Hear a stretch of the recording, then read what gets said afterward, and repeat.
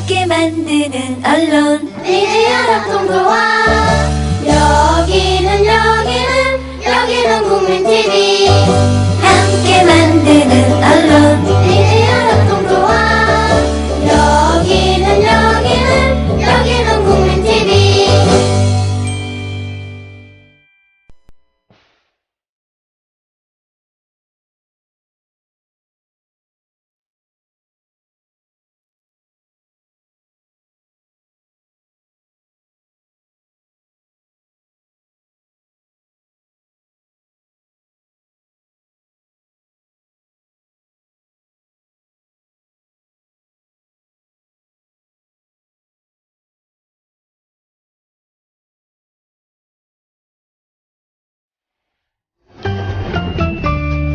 귀로만 듣던 국민TV의 팟캐스트를 이제 보이는 라디오로 시작합니다.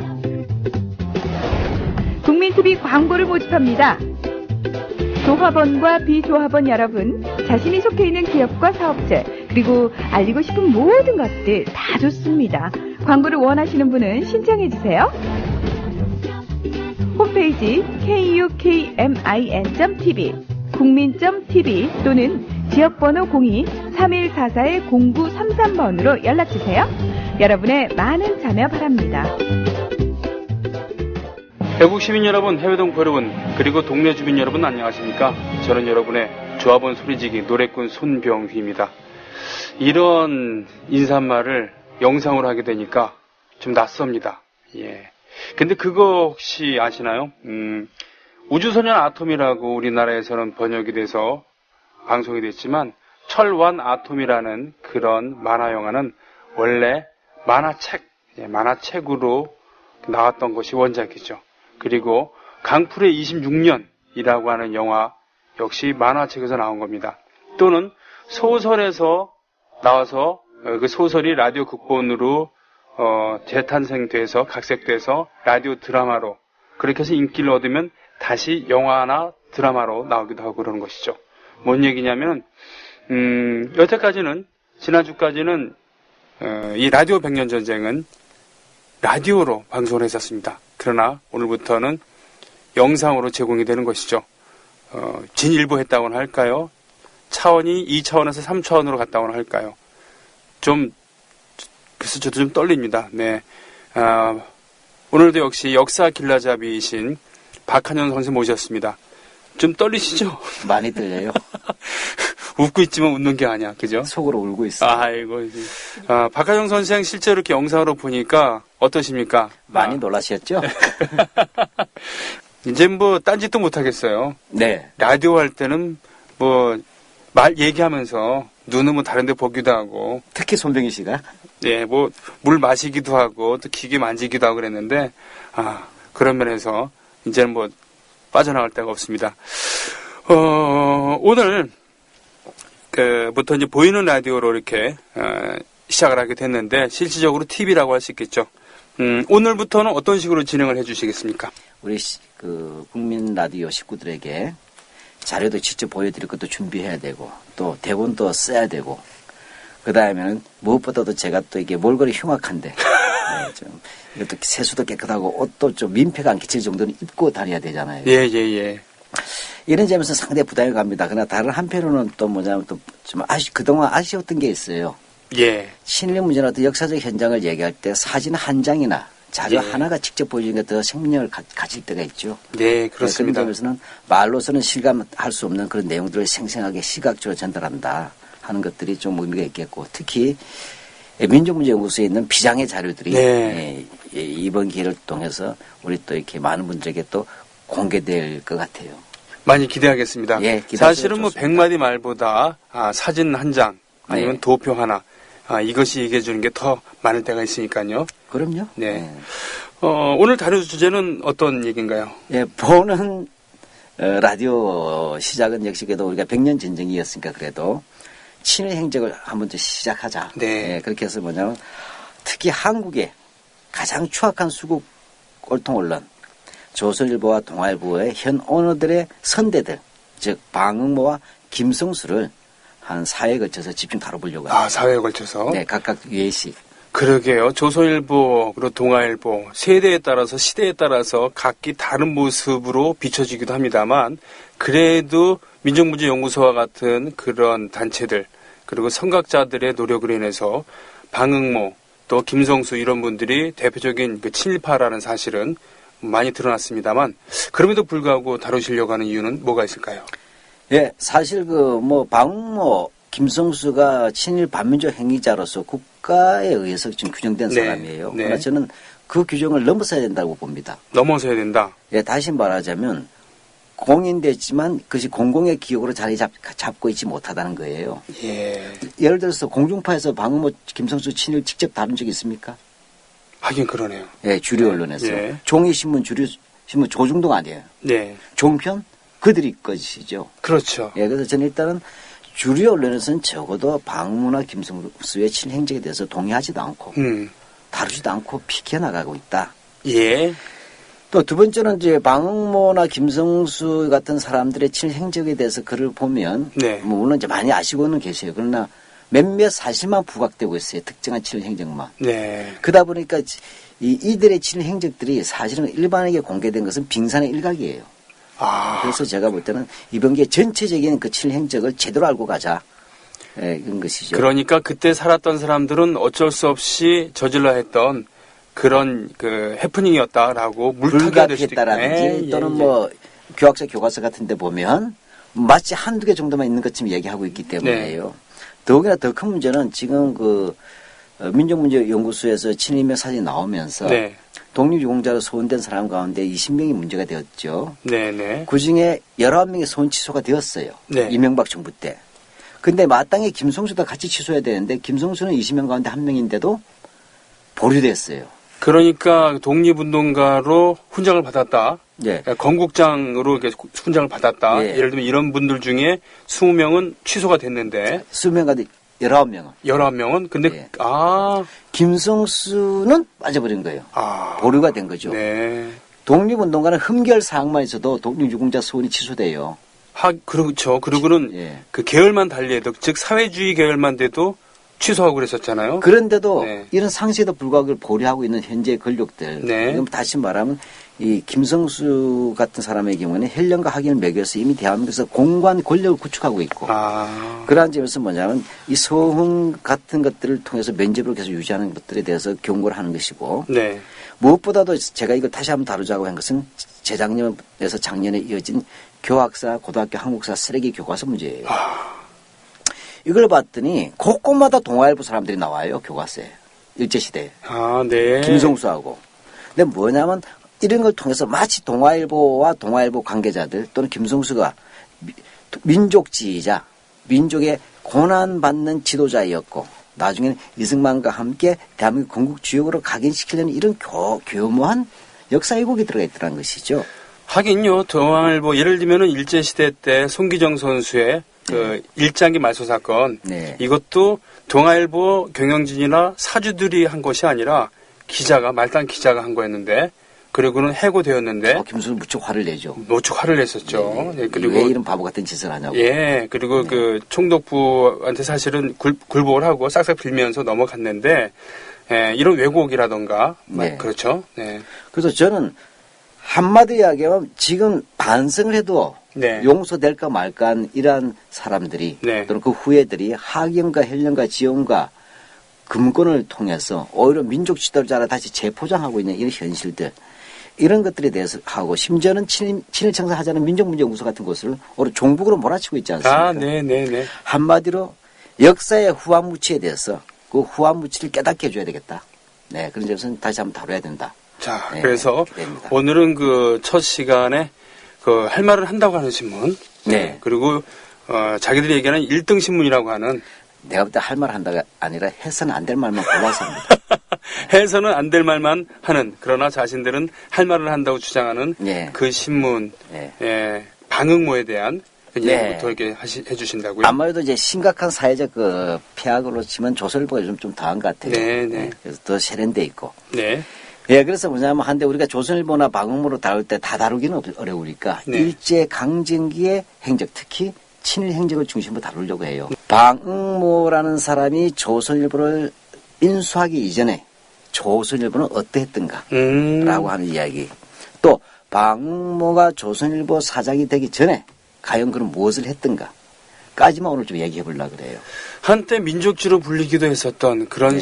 신문이 정말 그런 때가 있기도 했어요. 네, 네. 그래서 저는 어둠이란 것은 빛이 있어야만 그 어둠의 깊이가 네, 있겠죠. 예, 예. 네, 그 어둠이 있어야 빛의 밝기가 있다듯이 오늘 이야기는 바로 조선일보가 그나마 항일 언론으로서 찬란하게 민족의 정말로 민족 언론으로서 열심히 활동했던 20년대와 30년대 초까지의 역사를 중심으로 보고 그다음에 방모가 인수하면서 빛의 시대에서 어둠의 시대로 몰락하면서 네. 다음 주에 본격 다돌려고 합니다. 알겠습니다. 그러면은 빛이 있었던 그런 시절. 네. 일단 준비해 주신 자료. 네. 네. 방응모 1884년 그러니까 갑신정변이 있었던 네. 갑신년에 태어나서 1950년 그러니까 한국 전쟁이 있던 해 사망했고요. 1월 3일이군요. 1884년 음력으로 따지면 1883년 12년 그러니까 12월 6일 평안북도 정주에서 태어났고요. 정주라고 하면은 그 맛있는 분 많죠. 홍경래 난 때 네. 네, 그 정주성에서 은거하다가 결국은 진압이 되었죠. 홍경래가. 예, 네. 바로 정주성 전투에서 홍경래는 그렇습니다. 끝내 이제 패배하고 말죠. 네. 근데 평안도 이 정주라면 또 인물들이 많았어요. 그렇습니까? 네. 이광수, 춘원. 네. 그렇죠. 그다음에 남강 이승훈 선생, 예. 무슨 학교? 오산. 예, 오산학교. 그다음에 민족 시인, 윤족 씨. 소월. 예, 김소월. 남해 영랑, 예. 남해 김영남, 북의 소월. 그다음 또 김소월. 있죠. 북방의 시인, 먹는 거 많이 그 소재로 다루셨던 백석. 예, 백석 씨. 예. 그다음에 조선일보의 분신, 70년대. 남북 강화의 주인공 손우희 선생. 예, 소설가이기도 하지만, 네. 그다음에 유명한 기독교 친일파. 누구십니까? 예, 연세대학교 총장도 하고. 용재 백낙준. 예. 네네네. 뭐 이런 사람들이 있는 참 항일과 친일이 그 교차되는 지역이기도 합니다. 예, 계속 보겠습니다. 족지골 서당에서 16세 때까지 한학을 익히고 그 뒤 함경도에서 서당 훈장을 지냈고 예. 1901년부터 3년까지 훈장을 지내셨군요. 네네. 그게 다 하고 네. 그러게요. 이렇다 할 학력은 서당에서 공부한 거 말고는 별로 없다는 얘기네요. 예, 뭐 한학이야 그 당시에 다 하던 거 아닙니까? 네네. 예, 뭐 못한 사람도 있겠지만 그래도 뭐 어느 정도 했던 것이고. 네. 그 사실은 뭐냐면 훈장한 거 외에는 이렇다 할 이력도 없는데 조선일보 사장 하기 전까지 이력도 별로 없어요. 네. 1919년까지 한글 보게 되면 대서업. 대섭. 예. 예. 그걸 아는 사람이니까. 네네네. 어쨌든 유식자 그룹이니까. 그다음에 여간업. 예. 그다음에 좌파 포목업. 그렇군요. 자파전략하고 자파업. 그러니까 상업에 종사하고 또 뭡니까 글을 대신 써주는 문서를 작성해준 대서업을 했다는데 네. 언론에는 언제부터 종사하게 되는 겁니까? 예, 언론은 이제 그 언론인이라고 할 수는 있겠죠. 네. 예, 1922년에 그 3.1운동 지나고도 3년 뒤죠. 네. 예, 바로 1922년 6월에 동아일보 정주 분국, 예, 정주는 이제 아까 고향이죠. 네. 분국 인수해서 그게 지국으로 승격됩니다. 바로 이때 정주 지국장이 됩니다. 오. 자, 그래서 동아일보 정주 지국장으로서 언론에 조선일보가 내리게 아니고 됩니다. 조선일보가 아니고 라이벌 동아일보네요. 네. 네. 예, 그래서부터 이제 동아 조선의 이제 복잡 미묘한 관계가 시작되는 것이죠. 이 방모 입장에서는. 그러면 사회인으로서는 여기서부터 존재가 드러나게 될 텐데요. 계속 그렇죠. 말씀해 주시죠. 네. 결국 정주 그 당시에 사실은 지역의 유지자들이나 좀 더 깨있는 네. 사람들이 그 신문사 지국장 운영하는 경우도 많았어요. 네. 그러니까 방옥모 경우에 어떤 그런 어떤 특별한 어떤 민족 운동으로서 했다는 것은 보이지 않아요. 네. 그는 어찌됐건 동아일보 지국을 하면서 다양한 사회운동에 관계될 수밖에 없죠. 네. 근데 그 사회운동 자체가 사실은 그렇게 내놓을 게 없어요. 네. 그래서 이런 부분에서 다른 지국장들 조금 다 차이가 있다고 보여지는데. 그렇군요. 예를 들면 소월도 거기서 그 지국장 비슷한 걸 했습니다. 그렇죠. 보급소를 운영했다거나 예, 하여튼 예. 그런 걸 했었습니다. 예, 근데 하여튼 어쨌든 신문에 나오기 시작해 이때부터 네. 이제 지역 단신으로 나오는데 바로 이 지국장이 되면서 네. 여자 교육회라고 하는 걸 조직하기도 합니다. 예. 네, 그렇게 해서 뭐냐면 이 한마디로 여성들의 사회 참여와 평등과 신장을 위해서 한다 이런 것이죠. 예. 뭐 그때서 무슨 대단한 여권 운동을 했다 보이진 않고. 그래도 멋있잖아요. 네, 하여튼 그런 게 하나 있었어요. 예. 근데 뭐 그게 오래 가지는 않은 것 같아요. 별로 활동이 보도가 안 되는 걸 봐서는. 예, 그 다음에는 뭐냐면 이제 이 정주지에서 다수 이제 유지 활동을 합니다. 예. 그 대표적인 게 뭐냐면 수재의원금 모집이에요. 아. 네, 1922년하고 1925년에 큰 홍수가 났었어요. 25년이면 울충년 네, 대홍수. 울충년 대홍수죠. 네네네. 이렇게 되는데 바로 이 두 번의 그 수해 때 바로 수해 구제를 조직할 때 참가하죠. 당연히 동아일보 지국장으로서는 할 수밖에 없는 것이기도 하고 또 그것도 네. 굳이 안 할 이유도 없죠. 네. 그런 것들을 합니다. 그렇게 해서 뭐냐면 이 수재 의원급 모집 활동에 종사했다는 거. 예. 예. 뭐 근데 이제 이런 것들은 어디까지나 모금 운동이 조금 더 이제 교과서에 나올 만하다 그럴까? 예. 그나마 좀 이렇게 의미 있는 것들이 바로 밀립대학 설립 운동이에요. 그렇습니다. 여기에 발기인으로 참가합니다. 아, 전에 한번 다룬 적이 있었습니다. 예, 그 기억나시죠? 라디오 시절에 그러니까 왜 조선에는 기술만 가르치는 그러니까 기초적인 학문만 가르쳐 갖고는 노동자들 만드는 시민 통지에 그 적합한 그런 기초적인 학력만 제공하는 네. 그런 학교 또는 기껏해 전문학교 2년제 전문학교만 세우는 것이냐 우리도 4년제 정규 대학을 만들어야 되는 거 아니냐라고 하는 그렇죠. 예. 한마디로 조선인 본위의 조선교육인데 네. 실업교육이 아니라 조선에도 정규대학이 있어야 되겠다라고 네, 네, 네. 하는 것인데 그것이 뭐냐 우리가 돈을 모아서 내자. 이게 밀립대학이죠. 밀립대학 운동. 관립대학이 아니라 네, 네. 제국대학이 아니라 예, 예. 됩니다. 뭐 의미가 있죠. 예를 네. 들어 1920년부터 시작돼서 1922년부터 본격화되는 게 바로 밀립대학 설립 운동이에요. 예. 여기에 이제 발기인으로 참가했습니다.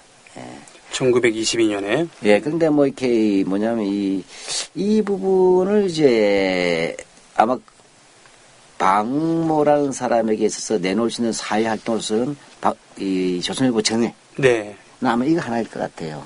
아, 사실은 근데 우리가 그때 다뤘다시피 그 경성의 제국대학을 설립을 함으로써 네. 예, 함으로써 그 밀립대학 설립 운동이 사실은 실패로 돌아가잖아요, 결국은. 예. 그 이제 밀립대학 운동을 이제 독립운동으로 봐야 되냐 말아야 되느냐 하는 문제가 있겠죠. 아, 보통은 독립운동의 상징 중에 하나로 이렇게 소비되고 있지 않나요? 그런데 참 이건 어려워요. 예. 왜냐하면 이제 이 부분에서는 실력 양성 운동이라고 하더라도 거기에는 천차만별이 있을 수가 있어요. 네. 그런데 이 1903년 운동이 일단은 실패했겠죠. 독립이 안 네, 됐으니까. 네. 그러나 해 임시정부가 만들어지잖아요. 이때 국내에서는 뭐냐면 이제 부르주아 계층들, 네. 재력 있는 사람들이겠죠. 이런 사람들이 이 만세 같은 직접적인 독립운동이나 그 다음에 무장투쟁 같아서 어렵다고 본 거죠. 네. 그러니까 우리가 이 독립이 안 되는 것은 우리가 실력이 없기 때문이다 하면서 그까지 실력 양성 운동을 크게 전개해요.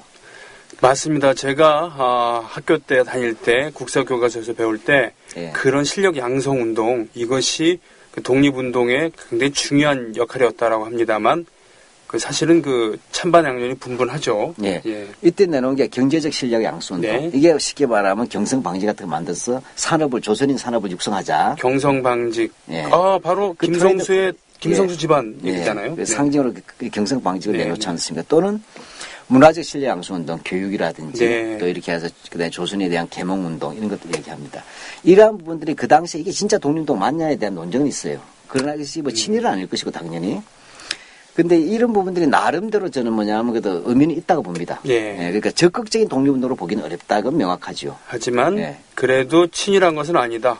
이건 사실 일본 제국주의의 합법의 틀에서 전개하는 운동이잖아요. 대부분이. 그렇군요. 네, 그런 점에서 체제에 대한 근본적인 동의가 있다는 점이 문제가 되겠고 무엇보다도 이것이 학교 설립하려면 돈을 내야 되잖아요. 네. 그러니까 재력가나 지역의 유지자들이 내야 된단 말이에요.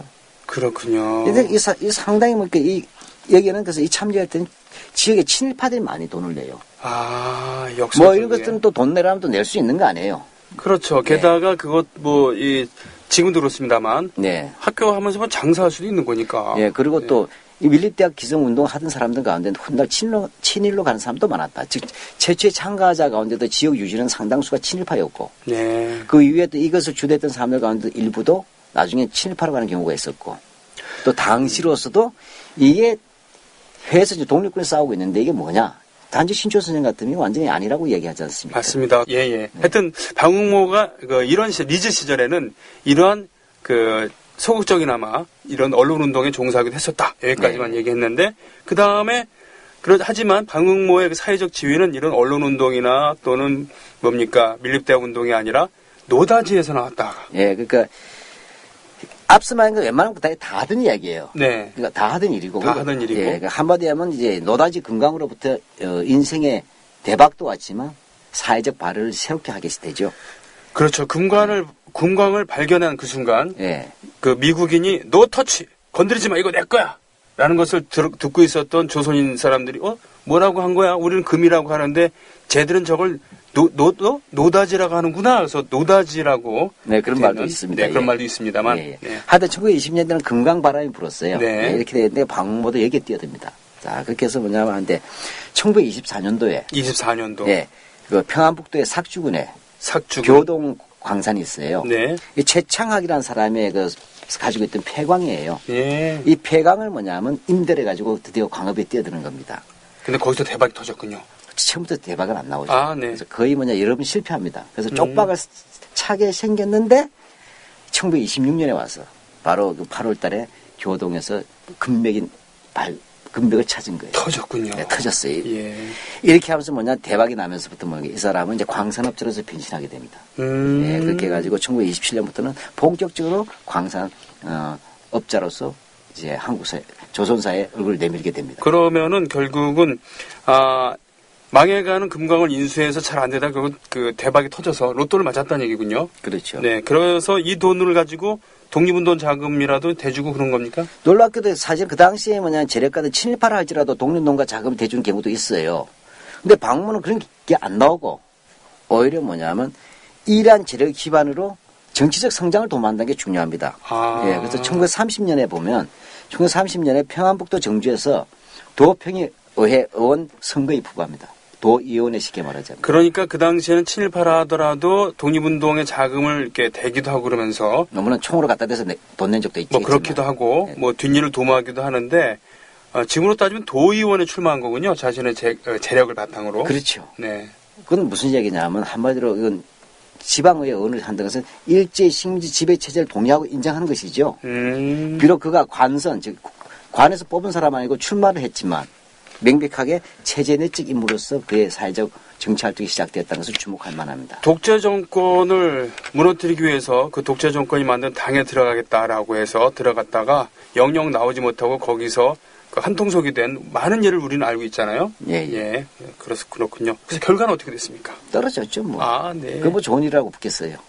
아유, 왜? 되는 건 아니죠. 근데 노다지 뿌리고 다니면은. 예, 그래도 또 거기 또 유력한 친일파들이 많으니까. 아, 네. 그렇군요. 하긴 사회적 지위, 그 학력이라던가 연출이라던가 이런 것이 더군다나 서북지방. 그렇죠. 예, 그렇군요.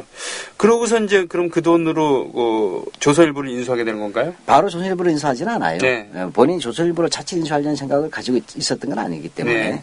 오히려 이제 이 도의원 떨어지고 나서는 간척 사업에 종사해요. 간척 사업이요? 예, 수원군에서 한마디로 하면 돈에 대한 이제 광산에서 가진 재력을 해서 각종 산업에 손을 뽑기 시작하는 거죠. 아, 그 당시를 다룬 그런 그 소설 읽다 보면은 예를 들면 김유정의 금 따는 콩밭 예. 이런 곳에서 그 금광에 대한 이런 여러 가지 그 예가 나오고 그렇죠. 거기서 조선인 인부들이 그 금을 몰래 이렇게 빼오려고 하는 그런 네. 것도 있습니다만 간척 역시 네. 사실은 전라도 이런 곳에 섬 많은 곳에 간척을 해가서 일본인 빈민들을 이주시켜서 거기서 네. 일약 지주로 변신하게 하는 동양척식회사 네. 비호를 받아서 그런 여러 가지 사회상들이 소설이나 이런 곳에서도 그 언급이 되지 않습니까? 그렇죠. 예. 이런 그 시세의 경제 활동이 빨랐던 사람이죠. 네, 그렇군요.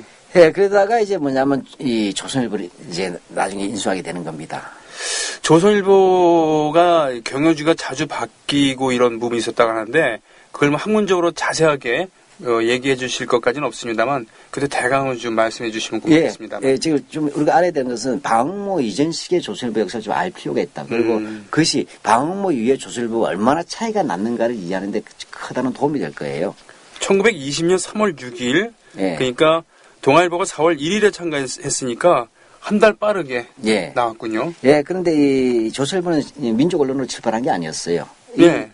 이게 뭐냐면 이 조선일보를 그 당시에 만들었던 핵심 그룹은 대정실업친목회라고 해서 친일 경제인들이 만든 조직이에요. 대정이라고 하면은 일본의 예, 그렇죠. 그렇군요. 지금 그러니까 쇼와 히로히토의 아버지이며 그렇죠. 지금 아키히토의 할아버지인 네. 네, 그 일본 왕의 연호인 겁니다. 예, 그걸 대정, 따서 했습니다. 다이쇼. 예, 예. 아, 바로 그렇게 해서 뭐냐면 이 조진태하고 예종석 사장은 조진태, 이제 부사장 겸 발행인이 예종수인데 다 친일파잖아요. 유명한. 그분 친일파. 예. 이들이 이 조선일보를 만든 겁니다. 아, 그러니까. 그래서 신문명 진보주의를 표방하면서 이제 나선 거죠. 확실히 그 당시에는 신문 장사가 돈 되는 장사이기는 했나 봐요. 네. 요즘으로 따지면은 그렇군요. 새로운 미디어가 출범한 거니까. 예, 그렇죠. 예. 그렇게 된다면은 신문명 진보주의, 이게 저기 보니까 일진회가 그 늘상 주장하던 그런 문명 진보. 문명 진보. 예. 문명 진보. 그다음에 늘 요즘 지금 선진 조국 창조, 아. 근대화 이런 얘기가 똥하죠. 결국은 친일의 아이콘이라고 할 수 있겠군요. 여기 보면 한일합방이라고 자기 주장할 때 바로 그리고 근대화하기 위해서 하자고 했잖아요. 그렇군요. 그러니까 여기서도 신문명 진보에서 민족 이런 게 없잖아요. 그러면 그 신문 내용도 보면은 매우 친일론조가 아닐까 싶은데 어땠습니까? 아, 또 그렇진 않아요. 그래요? 예, 보면 이 신문은 창간된 지 반년 만에 30차례나 기사 압수 처분을 받아요. 30여 차례나. 와, 반년 만에 30여 차례. 예, 그러고 나서는 이 조선일보는 총 네. 존속 기간 동안 4차례 정간 처분을 받습니다. 정간. 정관이라고 한다면 당분간 예. 신문 내지 마. 학교로 치면은 정학. 예. 그렇죠? 그렇죠. 네. 근데 바로 그것이 애초에 출발하면서 바로 유명한 친일파인 예종석부터 이 부사장으로 있을 때부터 아니, 조진태가 사장으로 있을 때부터 시작. 친일파들이 사장이 되었는데 어쩌다가 그럴 수가 있는 것이죠? 예, 이거 먼저 대표적 예를 들자면 1920년 4월 그 28일자 신문이에요. 조선일보에. 창간하고서 한 달 좀 지난 다음에. 네, 그렇게 됐는데 영친왕하고 이제 그 이방자 아시죠? 네네네. 예, 마사코. 예, 그 결혼에 대해서 관련된 기사를 했는데 이게 또 이제 첫 압수가 되는 거예요. 왜요? 예, 이 보면 잘 알다시피 영친왕 이후는 그 전에 그 민시댁 아가씨하고 약혼 왕세자 빈으로 간택이 돼 있었잖아요. 나중에 이화여전의 교수로 교수가 되셨던 민갑완 교수죠. 네. 예. 그렇게 되는데 사실은 뭐냐면 일본에서 이제 일본 혈통으로 넘기기 위해서 파혼을 시키잖아요. 그렇게 해서 이방자하고 이제 결혼을 하게 되는 날이란 말이에요. 물론 이걸 맞물려 가지고 보도하니까. 물론 뭐 부부 사이는 그 금슬이 좋았다고 합니다만 예. 그로 인해서 민갑완 교수는 그 간택이 됐었기 때문에 평생 동안 수절을 하게 됩니다. 그렇죠. 그 당시 풍습이었으니까 결혼 못하고 개인적으로 사생활로서는 참 쓸쓸하게 이렇게 그 생을 마감하게 됐습니다만 그 강압적인 결혼을 기사로 이렇게 제공했다고. 그 이제 사실을 떠올리고 예. 그러면서 뭐냐면 바로 그 민규수 댁에 탐방 기사를 실는 거예요. 아, 네. 그렇게 되면 쉽게 말하자면 좀 이상한 표현입니다만 어떤 결혼식 할 때 과거 여자의 기사를 내는 거와 똑같잖아요. 그렇군요. 그러니까 일본으로서는 좀 열받죠. 네. 좀 불경스럽다 봤을 거 아니에요. 네, 그렇게 해서 압수 조치를 받습니다. 그렇군요. 그래서 창간한 지 2달이 안 된 때 그렇게 됐었고요. 예. 근데 특히 이제 뭐냐면 이제 이 보면 이제 아주 중요한 것이 뭐냐면 이제 연재 중단되는 게 바로 1920년 6월 1일부터 6월 10일까지의 연재 기사예요. 이 제목이 뭐냐면 이 연재 기사 제목이 요즘 이제 쉽게 표현하자면 조선 민중의 민족적 불평등이라는 제목으로 연재가 쭉 됩니다. 와. 근데 그 중에 첫 1회 6월 1일자 제목이 뭐냐면 네. 골수에 깊이 맺힌 조선인의 한이에요. 와. 이렇게 해서 쭉 나가게 되니까 딱 10회째 6월 10일이 되니까 10회째가 되잖아요. 근데 네. 조선 총독부제가 안 된다. 연재 중단시켜버리면서 예. 부사장 예종석도 친일파도 쫓겨나고 네. 이것을 어떤 방한민이라는 기자도 이제 뭐냐면 쫓겨나는 거예요. 그 방이 방응모 집안의 아무 관계 없습니다. 아무 관계 없습니까? 예. 아. 이거는 그 이제 부여 사람이에요. 예, 아산 파임인데. 아, 의외의 사건이네. 분명히 친일파들이 중심이 돼서 신문을 창간했는데 예. 그 일본을 비판하는 기사를 연재해가 또 그것도 발행한 지 얼마 안 된 다음에 예. 상당히 의외입니다만. 네네. 이런 식으로 나가면서 이제 이런 것까지 하면서 벌써 뭡니까 이제 계속 이제 뭐냐면 시작부터 갈등이 벌어지죠. 네네. 그러니까 오죽하면 독립신문에서 그 상위에 쓰던 그 임시정부 기관 네네. 독립신문에서도 조선일보와 같은 실업본위의 것, 그러니까 장사속이라는 얘기예요. 네. 상업지조차도 또 총독부의 매일신보 기관지까지도 발매 금지를 경고를 받는 상황으로 억압적이다 이런 얘기를 했어요.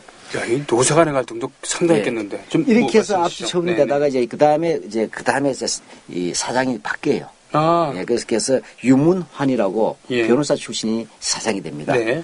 그래서 이게 되는 이유는 뭐냐면 이 대정실업 침묵회가 원래 물주잖아요. 네. 예, 근데 뭐냐면 이 대정실업 침묵회가 계속 돈을 안 낸 거예요. 조선일보에다가 자본금을 불입하지 않는 거예요. 그렇죠. 왜 그 삐딱한 기사를 계속 싣고 그러니까 예. 돈 낼 마음이 떨어지지 예, 않았겠습니까? 그리고 투자 가치가 약해진 거죠. 아, 투자 가치가. 이렇게 되니까 문제가 발생하니까 조진태가 사장에서 물러나고 유문환이 사장을 취임했는데 이때 1차 정관이 일어납니다. 이 유문환 사장 때. 예. 이 사람은 그 대정실업 침묵회 사람이에요. 예. 근데 1920년 8월 27일자 기사가 미국의 의원단이 식민지 조선을 방문하는 기회가 있었어요. 네. 네. 그렇게 되니까 뭐냐, 이것을 환영하면서 뭐냐, 어떻게든 이걸 알려야 되겠죠. 식민지 조선의 상황을. 네. 그래서 아주 살벌했어요. 이때 뭐냐면, 이 조선인을 못 만나게 할까, 일본 경찰들이. 네. 미국 의원들을. 네. 이렇게 하고 한국인들은 계속 알리려고 하고. 예. 그러니까 이런 것들에 대해서 일본 경찰 비난하는 기사를 실었단 말이에요. 사설을 실었어요. 예. 이것이 이제 자연의 화라고 하는 건데, 예, 이렇게 되면서 뭐냐면, 이것이 뭐냐면, 그, 치안 방해했다는 명목으로. 그래서 뭐냐면, 그, 일주일간 정관 처분을 받습니다. 이게 최초의 우리나라 신문의 정관 처분이에요. 1920년 8월 27일 예, 예. 이 부근에 예. 야. 그래서 일주일 다 정관 처분을 당했는데, 그 다음에 뭐냐면, 일주일만 다시 복관됐을 거 아니에요? 네네. 됐는데 더 세게 나온 거예요, 조선일보가.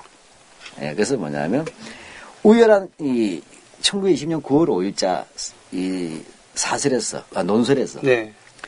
우열한 총독 당국은 무슨 까닭으로 우리 신문을 정관을 명하였던가. 으아. 아주 센 논설을 내는 거예요. 그러면서 뭐냐면, 조선일보라는 간판 아래서 민족적 양심을 부리지 아니하는 한, 네. 우리는 이를 참을 수 없으므로 철두철미하게 배일 신문이 되는 소지를 발휘할 수밖에 없다. 하면서 배일 신문 자체합니다. 저는 계속 지금 이해가 안 되는 게 예. 이거 좀 설명을 해 주셔야 돼요, 저한테. 예, 예. 아니, 그 친일파들이 중심이 돼서 신문을 발행했는데 예. 기자들이 이렇게 그 반일 논조를 띄울 수가 있는 겁니까? 그렇게 말합니다. 그래서 1차 정가에서 일주일 동안 정관 네. 먹었다가 다시 하면 자숙해야 되잖아요. 그러죠. 예. 근데 다시 또 덤벼들어가지고 2개월간 정관이 되어버렸어요. 그러면 그 조선일보 경영자들과 예. 기자들이 한 통속이었다는 건가요, 결국은? 그래서 아니면? 여기에 대해서 예. 이제 세 가지 이제 견해가 있어요. 네. 예, 하나는 뭐냐면 이제 이 상업주의다라는 얘기가 있어요. 상업주의. 아. 쉽게 말하자면 비록 친일파들이 장악하고 있었지만 매상을 올려야 된다. 요즘 말로 독자하려면 그런 네. 거죠. 정관 처분을 받아야 된다. 우리가 흔히 말 야당도 독하게 해야 네, 된다고 네, 하겠어요. 네, 네. 이래서 오히려 뭐냐면 정관 조치가 취해지면 기자들이 만세를 불렀다는 얘기도 그런 일설도 있어요. 네. 그만큼 독자의 수가 늘어날 수도 있다. 또 지금 왜냐 동아와의 경쟁이지 않았습니까? 예. 동아는 어쨌든 그 당시에 민족주로서 상징이 있었고 선명성 예. 경쟁 일종의. 또 한편으로는 네. 신문사의 기자들이 핵심이잖아요. 예. 또 아무리 친일파가 운영했더라도 그 지식인들은 인텔리들이지 않습니까? 네네. 이들이 이를 모았는데 이 속에는 배일파하고 친일파 양대 세력인데 이들의 각축을 벌였는데 대체로 이 정관에 나왔던 시기는 배일파가 친일파보다 좀 더 영향을 강하게 가졌던 시기, 우위를 차지했던 시기에 일어났다. 이렇게 보는 분석이 있습니다. 그렇군요. 예. 그러니까 예를 들면 그겁니다. 가장 자본주의의 천방에 서 있는 그런 모교에서 출자한 그런 언론이 예. 그리고 권력지향적인 그런 이 세상에서 권력과 밀착해야 할 수밖에 없는 그런 자본이 된 그런 언론이 언뜻 보면 가장 뭡니까? 정로를 추구하는 것처럼 정부를 대놓고 비판하는 예. 그런 스탠스를 보였을 때 예. 그것을 어떻게 볼 것인가? 예. 마치 이렇게 요즘 종편 중에 하나도 그런 행태를 취하죠. 네, 그런 거. 예. 예, 그렇습니다. 물론 그 프로 운영하시는 분 자체는 아주 훌륭하게 하고 있지만 네, 그지. 그것을 허용했던 예. 그것은 재벌 언론이잖아요. 네네. 이런 기묘한 관계라고 보시면 될 것 같아요. 그러니까 예를 들면은 그 조선일보가 그 당시에 금광업에 대해서 방씨 집안의 금광업에 대해서 거기서 이루어지는 인권 탄압이라던가 그리고 뭐 반민족적인 매국적인 이런 얘기들이나 매판적인 그 기사를 쓸 수 있었는가? 있었을까? 예를 들면은 그런 것처럼 지금의 별셋 그룹이죠. 네, 네. 그런 것에 대해서 어떤 스탠스를 보일 수 있는 것인가? 네. 네. 저는 그래서 이렇게 보는 거예요. 네. 적어도 어묵 때 조선 총독부 치하에서도 어쨌든 기자들은 네.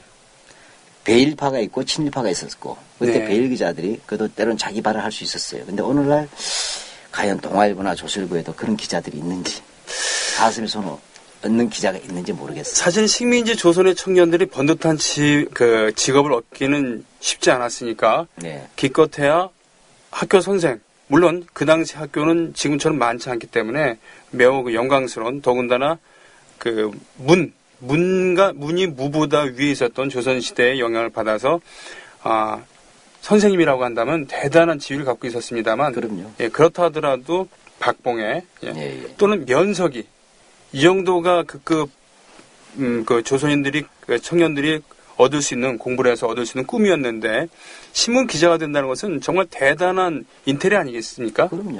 당시는 가장 신지식인이죠.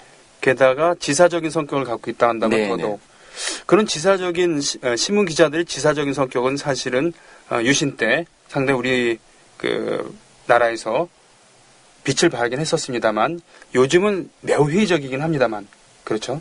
예. 예. 지금 언론이야 언론이라고 말하기 어렵죠. 지금 동아일보나 조선일보에 바로 그런 기자들이 있었을까? 식민지 조선에도 그런 의기 있는 기자들이 있었는데 그럼요. 네, 이런 걸 생각하게 되는군요. 자, 지금 현재 우리는 방씨 집안이 방응모가 조선일보를 인수하기 이전에 조선일보 역사, 예, 족벌 경영 이전에 조선일보의 리즈 시절 얘기하고 있는 겁니다. 예, 계속 부탁드릴게요. 그런데 그래서 지금 우리가 알겠지만 대정실업 침묵회 어쨌든 그 소유권을 가지고 있는 시대 이야기잖아요. 네. 그런 속에서도 뭐냐면 이제 배일파와 친일파가 이제 각축을 벌이면서 있었고 또 하나는 또 상업적 동기로 네. 조선일보가 빵빵 10분 나오면서 두 번 정관을 먹었단 말이에요. 네. 근데 역시 경영난이 있었겠죠. 당연히 돈을 안 내니까 대정실. 돈을 안 주니까. 네. 이렇게 해서 조진태가 누구한테 넘기냐 정말 진정한 친일파 송병준에게 넘깁니다. 경영 소유권을. 야. 이 송병준은 알잖아요. 이완용과의 라이벌 아니에요. 네, 누가 더 친일하나. 네. 너는 귀족적인 친일, 나는 저자거래의 친일. 네.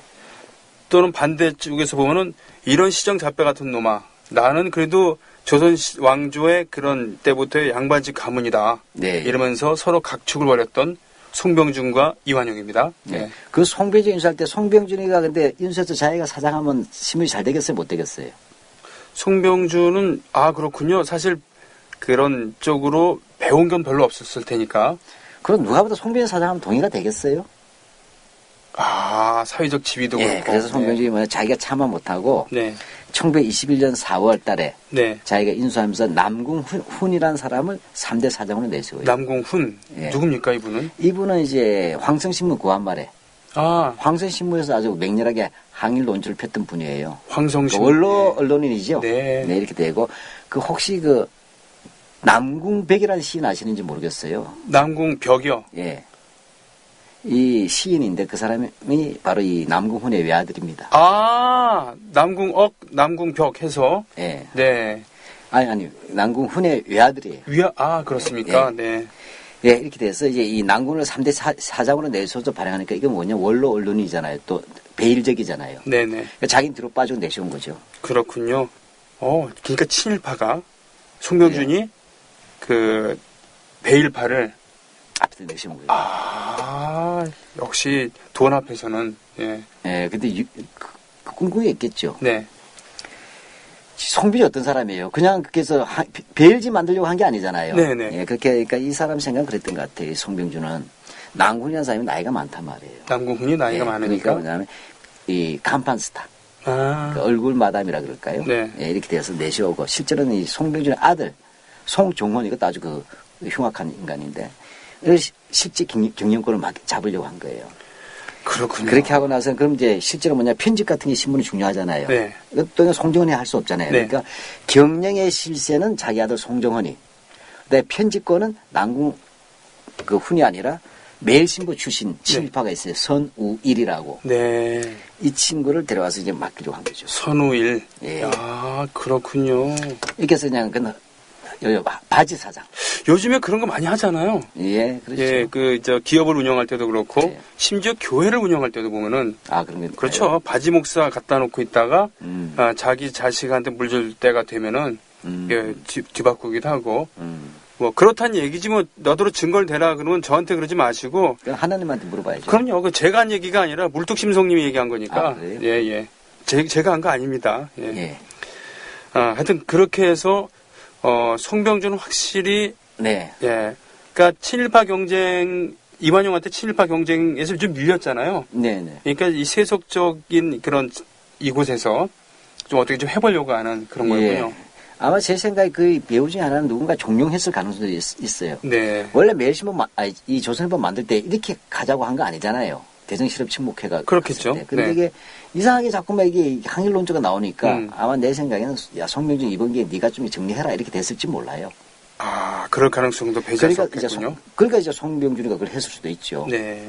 근데 문제는 이 송병준의 뜻대로 안 된 거예요. 왜냐하면 이제 딱 1921년 4월 11일 날 이제 4대 신문이 복관되었어요. 네. 하고 남궁후는 이제 4대 사장이 됐잖아요. 예, 3대 사장이 됐는데 이 네, 양반은 3대 뭐냐면 사장. 적극 경리에 개입한 거예요. 오. 예, 개입하면서 뭐냐면 말을 안 듣는 거죠. 송종헌이나 송병준에. 예. 그래가지고 뭐냐면 더 센 기사가 나온 거예요. 1922년 6월 18일자에는 조선총독 사익도의 문화정치 표방은 사기다. 이런 기사가 나와버린 거예요. 그러니까 바지 사장으로 앉혔는데 나 예. 바지 아니야라고. 예. 센 바지가 나온 거예요. 예. 그래가지고 핫바지인 줄 알았더니. 예. 그렇게 해서 뭐냐면 총독은 사퇴하라 이 기사가 나와버린 거예요. 그래서 압수당합니다. 잘 아시다시피 그 식민지 조선의 초대 총독은 육군 대장 출신의 데라오치 마사다케였고 예. 그 다음에 하세화였고 예, 하세가. 이 사람들의 그 무단 통치가 3.1운동을 촉발시켰다고 해서 예. 3대 총독으로 부임한 사이토는 예. 문화 통치를 표방하면서. 표방하면서 예. 그렇기 때문에 그때 1920년에 조선 동아가 예. 발간이 된 거죠. 조선인에게도 문화를 흥하노라 예. 하면서 조선인 신문을 내게 한다 했겠지만 이 조선일보는 이 속에서 그 굴곡을 보여주는 것이죠. 네네. 그러니까 송병준이 입맛이 떨어진 거예요. 이런 젠장된 거죠. 네. 그래서 뭐냐 못 해먹겠다. 네. 돈도 안 되고. 그 아무리 이게 아무리 항일 논조가 간다더라도 독자가 안 느는 거예요. 네. 왜? 송병준 때문에. 송병준 때문에. 네, 그렇잖아요. 네. 표를 깎아먹는 건 송병준이잖아요. 네. 그러니까 못 해먹겠다 하겠어요. 그래서 1924년 9월 경이 되면 이제 나의 경리에서 손 떼겠다 합니다. 그 이제 팔아 넘기려고 하죠. 네. 이때 뭐냐면 신석우라는 독립운동가가 이 조선일보를 인수하게 되는 겁니다. 신석우. 이분은 그 임정요인이기도 하셨죠. 그렇죠. 예. 네. 여기서 이 신석우 선생이란 분이 뭐냐면 조선일보를 인수하면서 네. 여기 뭐냐면 월남 이상재 선생을 사장으로 앉혀놓고 오. 그 다음에는 뭐냐면 안지용 같은 사람을 끌어들이는 거예요. 이렇게 하면서 뭐죠 친일에서 항일로 완전히 바뀌어버려요. 사람. 진영이. 이분들은 민족주의 계열에서 그렇죠. 독립운동가로 평가받고 있는 월남 그렇죠. 이상재. 예. 네. 우선 신석우 선생부터 한번 잠깐 정리 한번 해보시죠. 네. 보통 볼까요? 분이 아니에요. 신석우 1894년 그러니까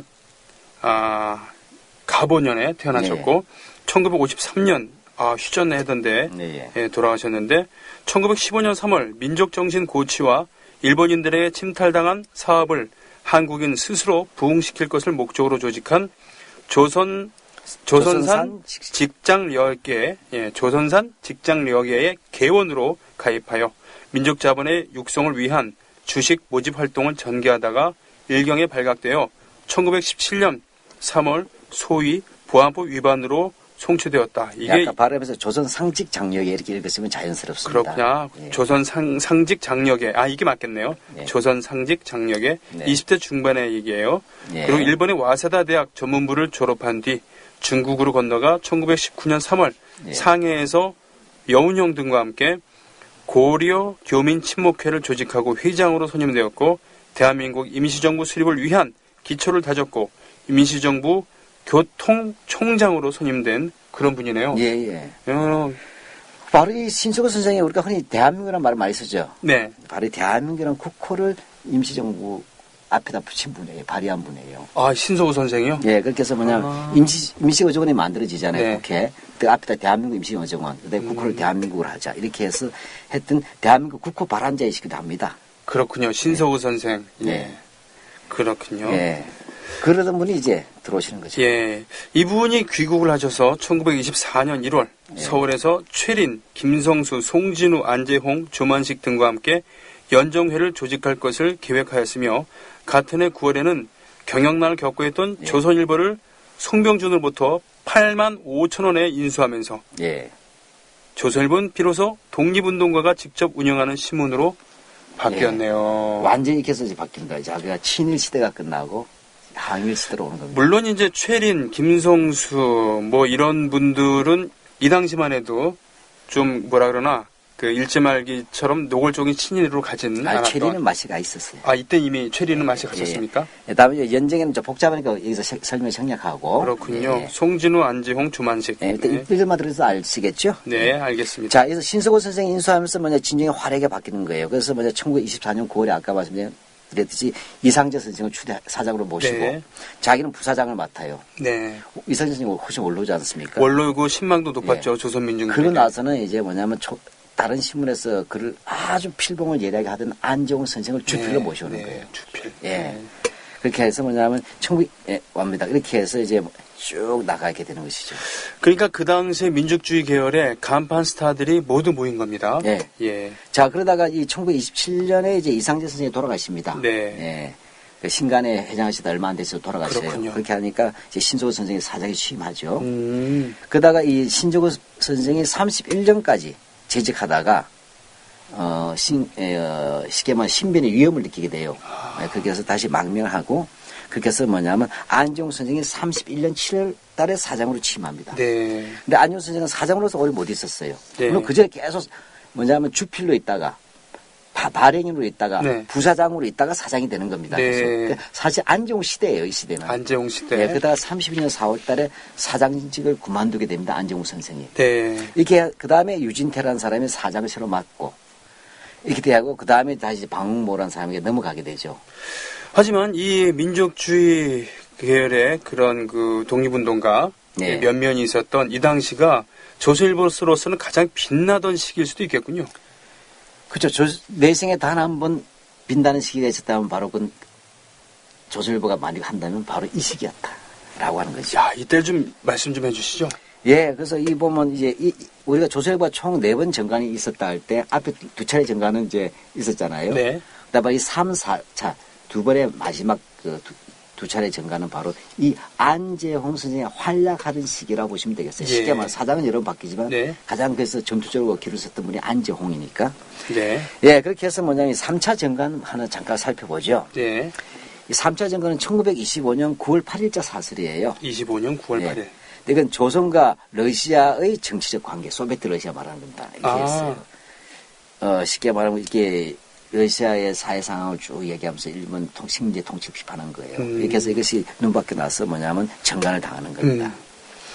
그 다음에 이제 정관 외에도 발행인 구속이 당해요. 오. 그것도 정관하고 다르잖아요. 탄압의 강도가 더 센 거죠. 세지네요. 이거는 뭐냐면 1927년 1월 25일자에 보면 그 사설에서 일제 감옥 제도라든지 고문에 대해서 비판합니다. 네. 그래서 한마디로 하면 일제 식민지 통치는 감옥에 있고 그 감옥은 바로 비인도적인 식민 통치를 표상한다는 얘기죠. 네. 이게 하니까 뭐냐면 이제 오히려 찔린 놈이 더 성낸다고 예, 이렇게 해서 뭐냐면 발행인 안재홍과 편집인 그 백관수를 구속해 버립니다. 백관수는 전라북도 출신입니다. 예, 나중에 동아일보 멤버십이죠. 네. 예, 그리고 한국 전쟁 때 북으로 나쁘게 되죠. 예, 예. 이때는 그래도 민족주의적인 면모가 있었습니다만 그 말기에는 친일적인 면모를 많이 좀 보게 됐습니다. 복잡한 분이죠. 예. 네. 네, 그 다음에 이제 4차 정관이 네. 있어요. 이건 1928년이에요. 네. 1928년 5월 9일 사실인데, 이건 안종 선생이 쓴 글이 있어요. 제남 사건, 그러니까 일본군이 중국 산동서 제남 지역에 들어간 거예요. 네. 에 대한 제남 사건의 벽상관이라고 하는 그러한 글을 썼는데, 한마디로 하면 일본군이 출동해서 중국하고 충돌을 일으켰다는 네. 거죠. 여기에 대해서 뭐냐면 일본군의 출병을 비판한 거예요. 네. 반대하고. 네.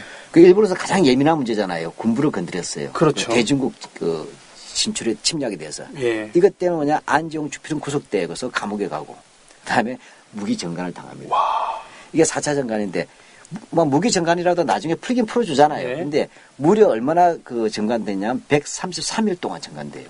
일제 하루 이틀 열흘도 아니고. 네. 예. 일제 강점기의 최장기 정관입니다. 역설적이게도 이때가 조선일보가 가장 빛나던 시기라고 네. 평가하는군요. 네.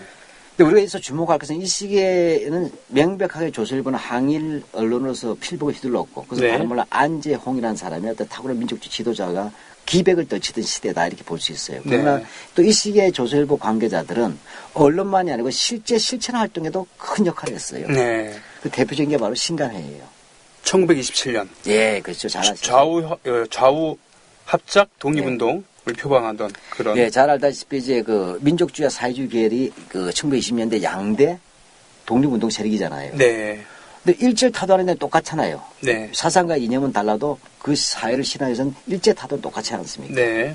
근데 뭐냐면 슬슬 민족주의 지도자 가운데 일부가 친일로 가거나 기회주의로 가고 있는 거예요. 네. 이런 식으로 뭐냐면 동아일보 계열이 특히 자치론 같은 걸 주장하면서 슬슬 타협의 기미로 가고 있었어요. 네. 이때 안종 선생이 조선일보의 핵심 멤버로서 비타협적 민족주의자, 그러니까 천독에서도 심판 친일로 갔지만 네. 고파는 민족주의적이잖아요. 이런 세력들하고 그다음에 사회주의자들하고 같이 손을 잡아서 광범위한 항일 민족 통일 전선을 하자. 그 당시로서는 민족 협동 전선이라고 불렀어요. 또는 민족유일당 뭐 이런 그렇죠. 얘기도 있었고요. 예. 네. 해외에서 이미 민족 유일당 이름으로 쫙 돌고 있었어요. 예. 그러니까 국내에서 그것을 민족 협동 전선이라는 용어로서 꾸려 나가는데 이렇게 해서 민족주의자와 사회주의가 함께 만들어서 1927년 2월 달에 YMCA에서 결성된 게 바로 신간회가 됩니다. 여기에 안재홍 선생이 주도적인 역할을. 그렇죠. 안전 선생하고 또 파트너십이 있어야 되겠죠. 네. 사회주의자들이죠. 네. 근데 그렇군요. 이 사회주의 대체 어디 있었냐? 조선일보에 있었어요. 그랬군요. 예, 박헌영이라든지 홍명이라든지 이분들이 모두 조선일보에 계셨다는 얘기인가요? 기자에 있었어요.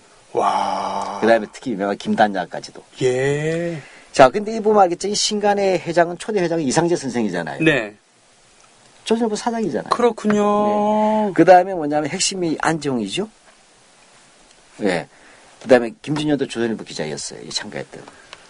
방응무로 가기 전에 조선일보가 이러한 기막힌 사연들을 품고 있었네요. 예. 이 정리해 속에서 주시죠. 뭐냐면 네. 그 안준성 신간의 경성지의 대표까지 선임되었단 말이죠. 네. 이다 신간회가 1931년 5월달에 해산되니까 네. 신서구 선생은 망명을 합니다. 그러면서 안종 선생의 뒷일을 맡기니까 안종선이 자기가 사장이 되는 거예요. 네. 그래서 자기 재산 다 털어넣습니다. 예, 평택에 예. 있는 재산. 네. 그런데 뭐냐면 안종 선생은 1929년에 귀향하는 방학 때 귀향하는 학생들한테 문자 보급 운동, 분화로드 운동 비슷한 거예요. 아, 네. 문자 보급 운동을 또 전개합니다. 그러니까 농촌에 가갖고 농민들 조선을 가르치는 거죠. 조선을 한국은. 가르쳐라. 네, 문자 보급 조선 아닙니까? 분화로도. 예. 네. 그러니까 나름대로 민족주의로서는 개몽운동이지만 독립의식을 부여하는 것이었어요. 그렇죠. 예, 이렇게 되는, 그러니까 일본에서는 눈앞에 가시죠. 예, 그렇게 되는데, 이렇게 하면서 31년 5월 달에 조선일보 사장이 되었는데, 뭐냐면, 그 다음에 32년 2월 달에 만주에서 뭐냐면, 그 기근이 일어났단 말이죠. 네. 그래서 제만주동포 구호 의원금이 나와요. 네. 모금했는데, 조선일보 운영 기금이 없는 거예요. 그래서 이 안준수 선생이 이 기금을 썼단 말이에요. 네. 이거를 빌미 삼아서 일경이, 너 감옥 갈래? 조선일보 손 뗄래? 이렇게 하는 겁니다. 그렇군요. 예, 그렇게 해서 결국 구속되고, 그 다음에 손을 떼게 됩니다. 이렇게 하면서 뭐냐면, 이 조선일보에서 안재홍은 사라지고, 유진태가 새로 사장이 되고, 그 다음에 나중에 갔다가? 다시 방응무로 가게 됩니다. 그 다음에 이렇게 되면서 쉽게 말하면 항일 언론의 시대는 끝나게 되는 것이죠. 여기에 조만식 사장 체제로 넘어가게 되는 거군요. 예, 제가 시간 맞추려고 막 빨리빨리 얘기했는데 그렇죠. 괜찮은지 모르겠습니다. 예, 하다 보니까 좀 달렸습니다만 결국은 그겁니다. 방응모가 사장 되기 전에 그런 그 안재홍 선생이 조선일보의 그런 논조를 좌지우지하고 있었을 때 조선일보는 가장 빛나던 언론으로서는 가장 빛나는 그 시대를 그 구가했지만 역설적에도 식민지 조선에서 그런 식으로 해서는 경영이 안 되니까 네. 경영의 위기를 겪고 있다가 그 의연금 네. 이용을 하게 되고 그 개인적으로 유용한 개인적으로 건 한 건 아니죠. 네. 아, 자기 그래서 재산도 다 돈밭 다 자기- 팔아서 예. 조선일보에 투자했는 일경은 때는 이때다라고 해서 경제사범으로 몰아서 예. 결국은 탄압을 가하게 탈임치범으로 되고 온 것이죠. 탈임치범으로 예.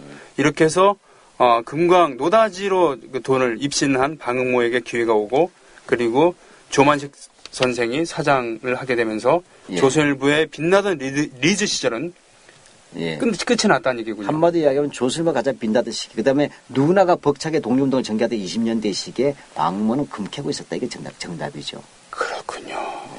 자 이렇게 해서 방응모에 대한 이야기 오늘 첫 번째 순서 마쳤습니다. 네, 다음 주에 본격적으로 방문의 친일을 다뤄보겠습니다. 자 이렇게 보이는 라디오로 하는 라디오 100년 전쟁 첫 번째 시간을 마쳤습니다.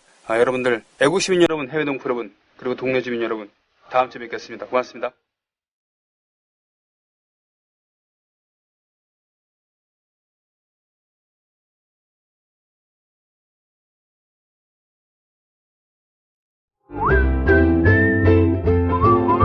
국민라디오 팟캐스트 응원하는 가장 쉬운 방법 아시나요? 다운로드하기, 별점 주기, 댓글 달기, 구독하기. 국민라디오 팟캐스트 널리 알리는 가장 쉬운 방법. 다운로드하기, 별점 주기, 댓글 달기, 구독하기. 기억하세요. 다운로드하기, 별점 주기, 댓글 달기, 구독하기.